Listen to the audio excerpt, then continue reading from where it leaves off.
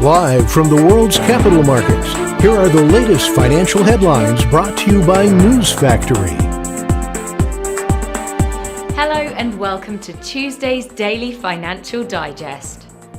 The US API weekly crude oil stock will be released at 20:30 GMT, the US Redbook Index at 12:55 GMT, the US Consumer Price Index Core at 12:30 GMT. Spain's Consumer Price Index will be released at 7 GMT, Spain's Harmonized Index of Consumer Prices at 7 GMT, the Eurozone's Industrial Production at 9 GMT. Those were today's major economic events, and now moving on to world financial headlines. Wall Street stocks edged higher, with investors shrugging off another round of tariff threats from US President Donald Trump and holding firm on convictions ahead of a busy week of economic data and the start of earnings season.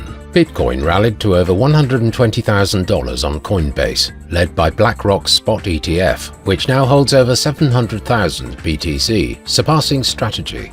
The flagship crypto is now up 13% this month, leading to close its third consecutive green monthly candle. Mark Zuckerberg is expected to appear as a star witness in an unusual $8 billion trial that kicks off this week, at which the Meta CEO is accused of operating Facebook as an illegal enterprise that allowed users' data to be harvested without their consent.